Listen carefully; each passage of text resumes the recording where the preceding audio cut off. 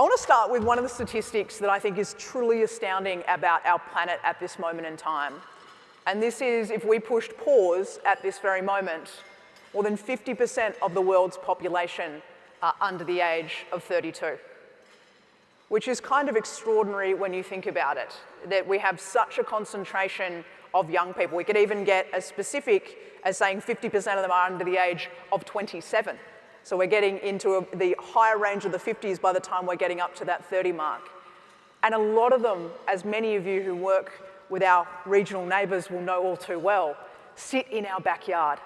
They're our friends in the Asia Pacific, Indonesia, 57% of their population under the age of 30. Look at China and the demographic dividend there.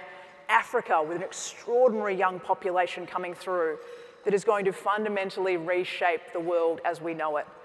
We stand poised on the precipice of the single greatest transfer of wealth the world has ever seen between the baby boomer generation and their millennial and Gen Z children. So we're at an interesting juncture when we think about our social structures, when we think about the fabric of our workforces, when we think about our societies, and that's part of what we're going to explore and unpack in our conversation today. By 2025, not too far away from right now, the estimation is that 70% of our Australian workforces will be millennials. So many of you thinking today might think about, okay, roughly that cohort born between 1980 and 2000, for those who want our boundaries.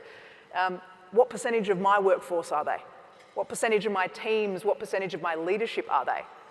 Because the expectation is by 2030, they'll make up a similar proportion of our leadership teams in a traditional organisational leadership structure sense, the way we talk about executive leadership teams and the like. So at a really interesting transfer point that I want to explore today in the time that we have available.